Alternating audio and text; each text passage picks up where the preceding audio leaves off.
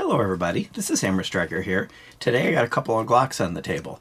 I've got a Glock 19 Gen 5 and I've got a Glock 25 Gen 3. Please don't forget to check out our website. Go to our affiliates page. You'll find discount codes for things like Mantis Axe and Core belts. Link to that cool little bore light that we use for lighting up the barrels. Use those links. It will often save you money, never will cost you any additional money, and helps the channel. And please consider supporting the channel on Player, formerly Utreon, where we can do some types of videos that are no longer allowed on YouTube. The Glock 19 that's sitting here at the back, this happens to be a Gen 5, but the Glock 19's been around almost forever. It was the second gun the Glock produced after the 17, and of the Glock models, it has by far become the most popular. Some of the single stack models are starting to gain more popularity, may eclipse it, but over the total years of Glock's existence, this one's really been the one that everybody's gone after. It's kind of the do-everything gun. It fits right everywhere. It's good for concealed carry. It's a good 3-finger grip. You put the 15-round flush mag in it, and you get a nice 3-finger grip. Nice enough of a beaver tail you're unlikely to get slide bit. Now, the Glock 25 has been around almost as long as the Glock 19, but not in the United States. In the United States, you can't have one of these. Well, until now. Just recently, Glock started manufacturing these in the United States. It's chambered in .380. The 19 is chambered in 9mm. And these have been unavailable in the United States because of the ATF's point system. They basically were treated the same as a Saturday Night Special, and you couldn't import them. Glock began manufacturing these in the United States, which bypasses that, and now they're available. So for a Glock collector, this has been the gun you wanted to complete your collection that you couldn't have. Now you can. That's not the only value it has. It is a .380, which in my mind is the smallest competent caliber. The other calibers, of course, if everything goes right, will get the job done in a defensive scenario. But .380 is as low as I go, and it's a centerfire cartridge, so of course it's reliable. So the 9mm is a very popular cartridge. 9mm is kind of well proven and well accepted. So why would you want the two of them? Well, first let's talk about what's different between the two of them. So magazines look different. Basically what they did is they took the body and the grip size and everything else of the 9mm and just kind of recessed it. So the internals of the magazine are recessed, but the body of the magazine is the same size, and that's because the .380 is shorter, which means you cannot use 9mm magazines in the .380 gun.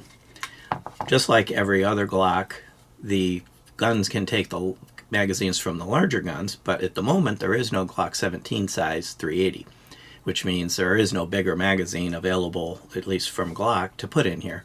But this magazine would fit in the smaller, the subcompact .380, and it would hang down just like any other Glock. So they retained that compatibility, but again, within the caliber. So other larger .380 magazines, if they existed, which they may now, I haven't seen them, can be used. Now, if I put the magazines in, and by the way, the Gen 3s come with 2 magazines, the Gen 5s come with 3, they're so close dimensionally as to be identical. Even this, the grip height is identical. So, if I go, there's no difference really between them. So you're not going to choose one of these because of the dimensions. The Glock 25 is about 3/4 of an ounce lighter. It's not going to make the difference either. So what is the other reason besides being a collector that you might want these? The biggest reason I can think of is that the Glock 25 and .380 has almost no recoil. You feel like you're shooting a .22. And if somebody is recoil averse, that can make a big difference. Instead of somebody that might go to something like 25 or 22 because of the recoil, can stick with the .380. And as far as recoil averse, some people just have issues with their hands where they don't have the strength to handle the recoil. I once worked with an elderly lady that had a problem with .22 Magnum, but was fine with .22. She would have been fine with this if it had been available and existed. It does have the finger grooves because that's a characteristic of the Gen 3s. The Gen 5 does not. The Gen 4, if you can still get one, does. So if you like the finger grooves, you would go with this or the Gen 4 of the Glock 19. This is a Gen 3, so it doesn't have the replaceable back straps. The Gen 4 and Gen 5 does, so that's one feature you do lose. Both of them have Picatinny rail, so you're really not losing anything.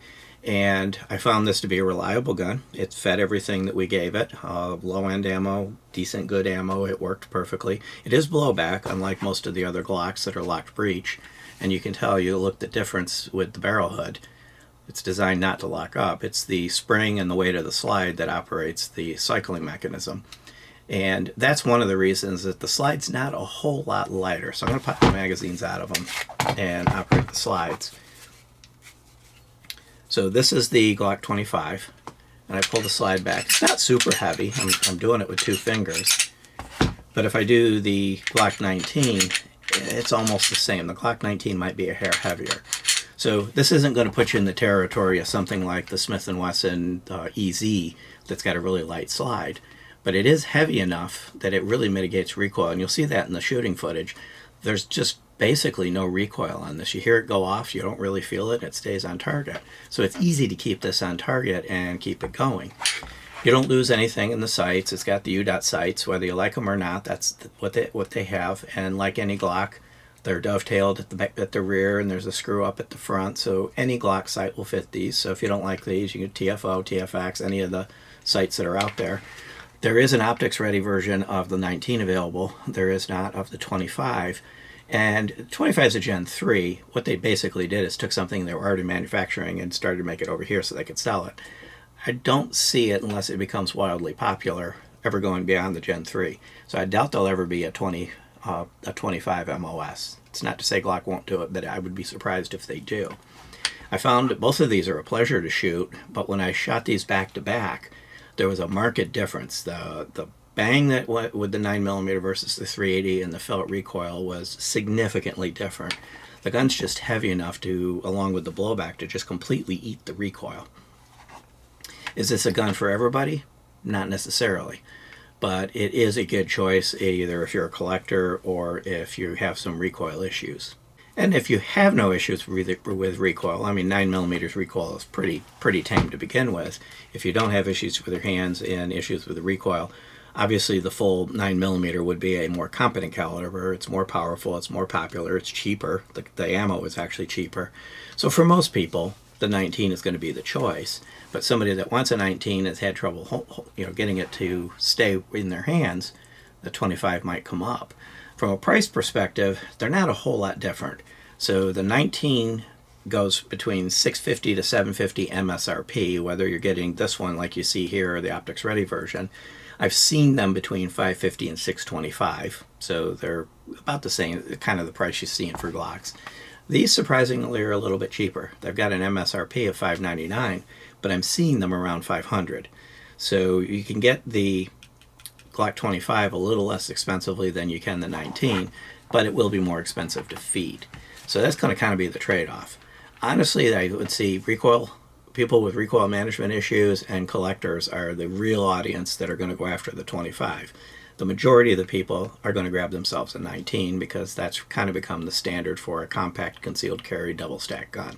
Beyond that, if you like our videos, please give us a thumbs up, share, subscribe, click that bell up there to be notified if you do. Check us out on Facebook, Instagram, Player, Rumble. We're pretty much everywhere. And thank you.